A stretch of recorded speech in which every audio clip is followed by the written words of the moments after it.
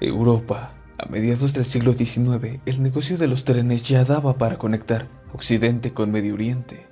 No era ningún misterio que las personas podían llegar por este hasta Constantinopla.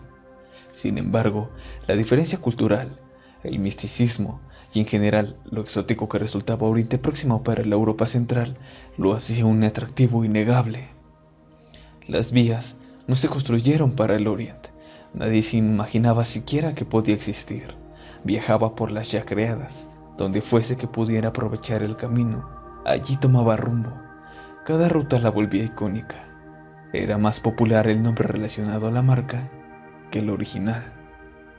Uno de esos pocos trenes que con solo pensarlo viene a la imaginación mil historias y lugares, manteniéndote con la ilusión de casa por algunas ciudades, hasta sentirte en un mundo totalmente diferente.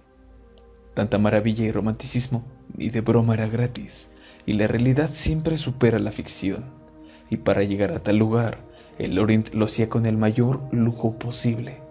Un viaje en un palacio, en el que dudaremos si queremos bajar. 1872. Se inaugura un nuevo expreso, nunca antes visto en Europa. Sí, el mítico Orient Express salía desde París, pero no nació allí. Su padre, George Nagel-Makers, era de Bélgica, que lo concibió gracias a un viaje a Estados Unidos, donde asombrado nota que existen trenes equipados con dormitorios y restaurante o bar, por George Pullman. Hasta se llamaban igual. Quizá por eso la gente insiste en ponerle Jorge al niño, cosa que no había en Europa en ese momento. Hasta entonces las personas debían planear dónde iban a cenar y dónde podían pasar la noche, pues los trenes no contaban con lo suficiente para suplir ese servicio. Pensemos en qué tipo de gente de mediados del siglo XIX viajaba en trenes de cierto prestigio. Dudo que alguno piense siquiera en pasar la noche durmiendo en su mismo asiento. No habían maneras sencillas y rápidas para reservar una habitación de hotel. Tampoco es que siempre estuvieran saturados, ni mucho menos. Pero allí es donde George vio la oportunidad de negocio. Les ofrecía los servicios que no sabían que necesitaban, pero que sí querían. George, de vuelta inspirado, crea en traducción literal la Compañía Internacional de Coches Cama y haciendo de sus trenes totales hoteles de primera clase. Se elige el otoño de 1883 para hacer su primer viaje y el más famoso, desde París hasta Constantinopla, situado en la entrada a Asia, iniciando así la historia del Expreso de Oriente.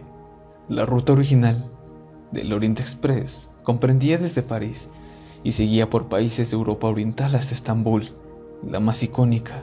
Sin embargo, no la única, que prometía llevar a los europeos más célebres y adinerados hasta la puerta del este, el exótico Medio Oriente.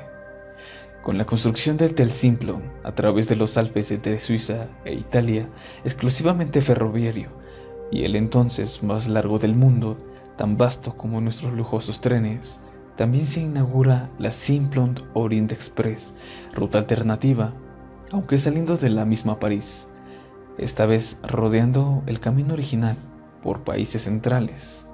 ¿Por qué otra ruta que al final llegaba igualmente al actual Estambul? Quizá para aumentar el número de destinos, el turismo, la grandeza y la presencia del tren más lujoso del mundo. Pues no. Unos años antes había comenzado la Primera Guerra Mundial y con esto se detuvo el servicio varios años. Pero con la construcción del túnel Simplon, que permitía no pasar por Alemania y evitar los conflictos que esto conllevaría, no todo estuvo tan mal.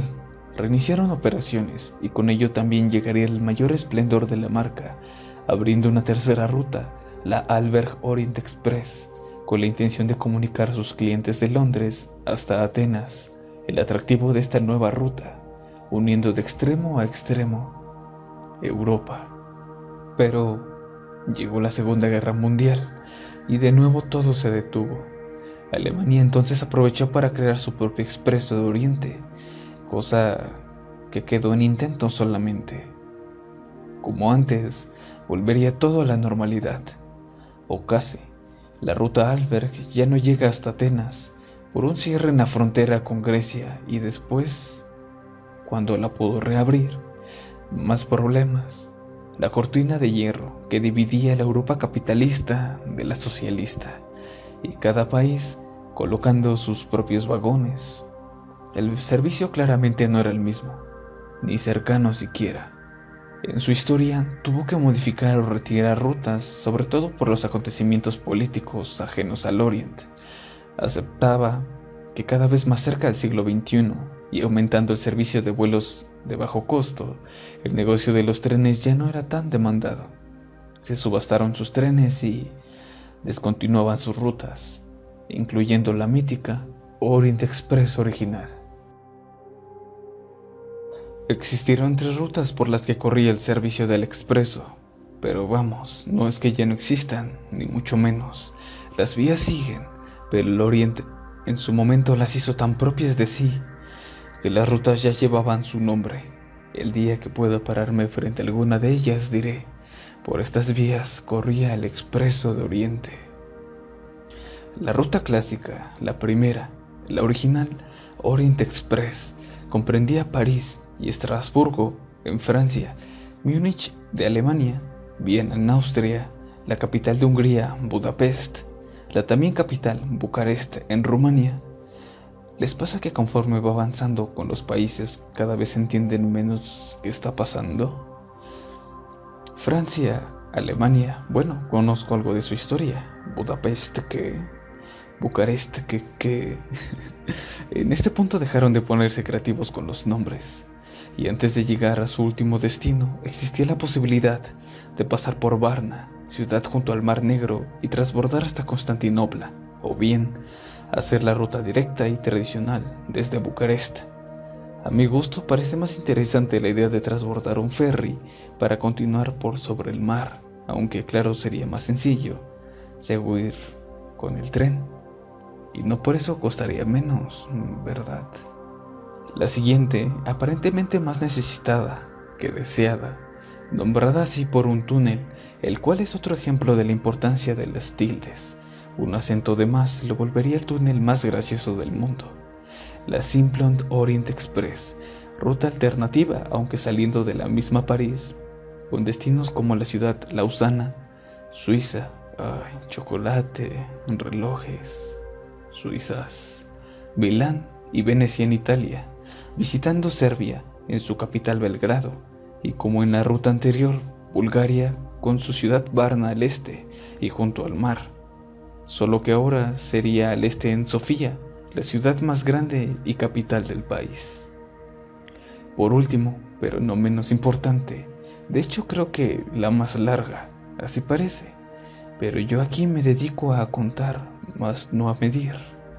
La Albert Orient Express, con la intención de comunicar a sus clientes de Londres, partiendo con la British Southern Railway, para después tomar un ferry, otro ferry.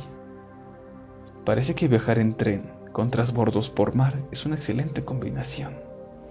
Navegando el Canal de la Mancha hasta Calais, Francia, donde los vagones se podían conectar a la ruta Simplon Orient Express, o no, y continuar por Zurich, 2 estaciones en Suiza, que incluía Innsbruck y Viena, que junto a Budapest, ambas ciudades recorridas por la ruta original. Hablando de destinos conocidos, Serbia, la siguiente estación donde se encuentra de nuevo con la ruta Simplon en la ciudad de Belgrado, y así por fin, después de encuentros nuevos y ya conocidos, llegamos hasta Atenas. El atractivo de esta nueva ruta, si lo pensamos, esta ruta valía por 2, ya que podías tomar el tren desde su estación en París e ir hasta Grecia. Pero si mirábamos hacia el otro lado, también nos conectaba, entre comillas, con Londres. Explicar el lujo que caracterizaba al Orient es complicado para estos tiempos. Pensemos en el mobiliario actual de los trenes, cualesquiera, o por ejemplo al de los aviones, e incluso en el propio autobús que corre en nuestra ciudad. Los asientos, las mesas que puede tener si el viaje es largo y tiene servicio de alimentos, no los llamamos como muebles, aunque en principio lo sean. No se parecen en lo que tendríamos por ejemplo en casa.